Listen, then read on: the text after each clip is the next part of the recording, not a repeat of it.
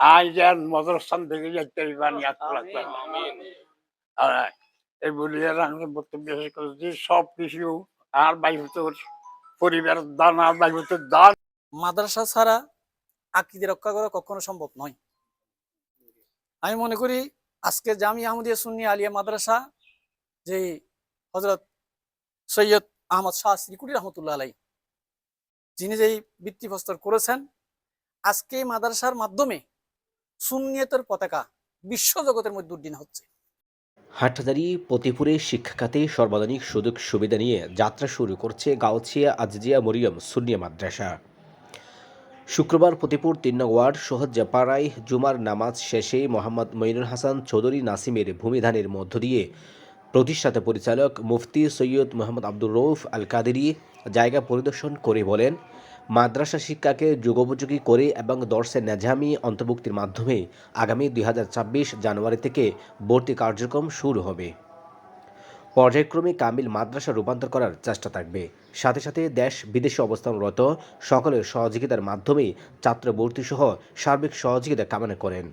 ঐতিহ্যবাহী দিনী শিক্ষা প্রতিষ্ঠানের ভিত্তিপ্রস্তর স্থাপন করা হচ্ছে, যেটার ভূমিদাতা অত্র এলাকার কৃতি সন্তান অসংখ্য মসজিদ মাদ্রাসার পেছনে যিনি ভূমিকা রেখেছেন আলহাজ ফজলুল হক ভাইস চেয়ারম্যান সাহেব, তিনি অত্র প্রতিষ্ঠানের ভূমিদাতা, তার পরিবার বর্গ। হচ্ছে প্রতিষ্ঠানের নাম গাউসিয়া আজিজিয়া মরিয়ম সুন্নিয়া মাদ্রাসা। আমি এই খবরটা শুনে অত্যন্ত আনন্দিত হলাম, খুশি হলাম যে এখানে একটা দ্বীনি মরকজ, সুন্নিয়তের একটি মরকজ এখানে প্রতিষ্ঠা হচ্ছে। তো আমি এটা শুনে অত্যন্ত আনন্দিত হলাম, খুশি হলাম এবং আমি এই প্রতিষ্ঠানের উত্তর সফলতা কামনা করছি।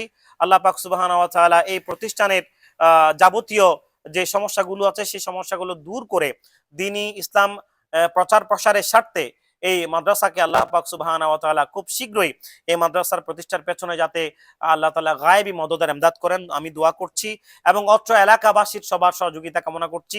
যেহেতু এটা মাদ্রাসা হচ্ছে আল্লাহ রসুলের দিন, আল্লাহ রসুলের বাগান, আল্লাহ রসুলের যেই বাগান মাদ্রাসা, সেই মাদ্রাসা প্রতিষ্ঠার ক্ষেত্রে, পরিচালনার ক্ষেত্রে আমাদের সকলের সহযোগিতা করাটা খুবই জরুরি। এলাকাবাসীর সহযোগিতা জরুরি। এটা একটা উত্তম কাজ, মহৎ কাজ।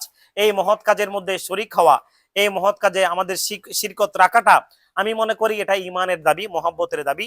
আল্লাহ রসুল সাল্লাল্লাহু আলাইহি ওয়াসাল্লামকে যারা মহব্বত করে তারা আল্লাহ রসুলের ঘর মাদ্রাসাকেও মহব্বত করে। ভাইস চেয়ারম্যান ফজলুল হক মসজিদ একান মসজিদ দান করে গিয়ে, একান স্কুল দান করে গিয়ে পশ্চিম পাড়া একান মসজিদ বুলিয়ে 5 ঘন্টা জায়গা দান করে গিয়ে ওর পরিবার এখন আরো 5 ঘন্টা জায়গা মসজিদের দক্ষিণ পাশে 6 ঘন্টা জায়গা মদরস গরিবাল্লা বুলিয়ে আব্দুর রফুর জিম্বগরিয়ার দান করে গিয়ে আল্লাহ রসুলের দোয়ায় আর ওলি আল্লাহর দোয়ায় এই মাদ্রাসা দান করা। এ সময় উপস্থিত ছিলেন প্রবীণ মুরব্বী মোহাম্মদ হাসিমিয়া, সহজপাড়া শাহী জামি মসজিদের খতিব মাওলানা মোহাম্মদ কাওসার ফয়েজি, কারিগরপাড়া জামি মসজিদের খতিব মাওলানা মোহাম্মদ রাশিদুল ইসলাম, মাদ্রাসা পরিচালনা কমিটির সভাপতি মোহাম্মদ শফি, সাধারণ সম্পাদক মোহাম্মদ মিজানুর রহমান মিন্টু, অর্থ সম্পাদক মোহাম্মদ আবু তৈয়ব, প্রচার সম্পাদক মোহাম্মদ মন্নান সহ বিভিন্ন সামাজিক নেতৃবৃন্দ উপস্থিত ছিলেন। এবং তরিকত, শরীয়ত, মারফত, হাকিকত প্রত্যেকটা স্তরের মধ্যে মানুষ আজকে সফলতা অর্জন করতেছে এই মাদ্রাসার মাধ্যমে। এই জন্য তুজুর কালম বলেছিলেন, মুঝে দেখনা হে তো মাদ্রাসা কো দেখো।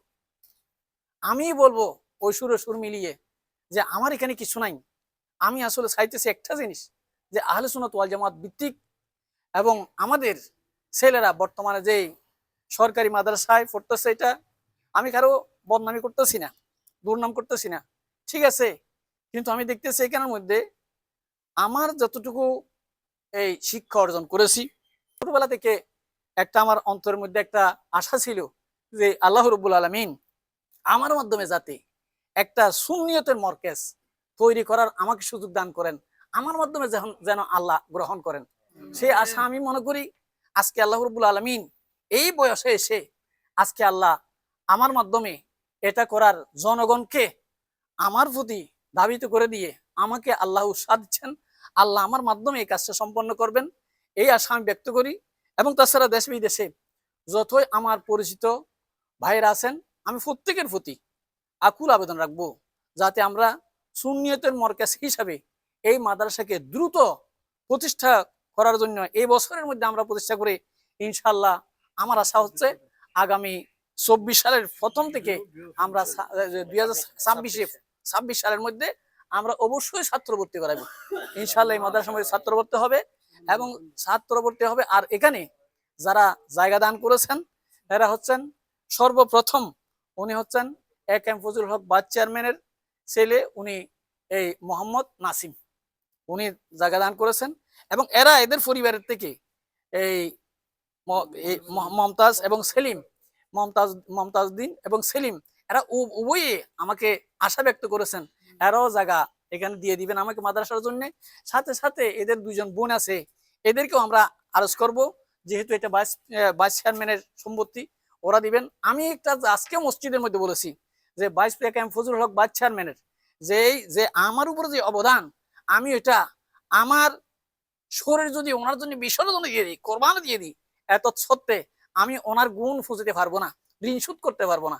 এতটুকু সাহায্য আমার উপর আছে। এ.কে.এম. ভাইস প্রিন্সিপাল না এ.কে.এম. ফজলুল হক চেয়ারম্যান, উনি যতটুকু আমার উপর করেছেন, যেমন নাকি এই মাদ্রাসা আমরা যাকে এই মসজিদের উড়ান দেখতেছি, এটাও কিন্তু আমার নাম উনি দিয়ে দিয়েছেন, কিন্তু মাদ্রাসা করার জন্য।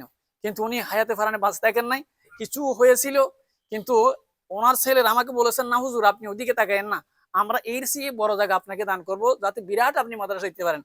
ওনারা আমাকে প্রশ্ন করেছিলেন হুজুর আপনার আশা কি? আমি বলেছিলাম আমার আর কিছু নাই, আমি যদি আমার জীবনে যদি একটা যে আমি আমাদের সুন্নি আলিয়া মাদ্রাসার মতো একটা মাদ্রাসা করতে পারি, আমি মনে করবো আল্লাহর দরবারে আমার জীবন তো সার্থক হয়েছে।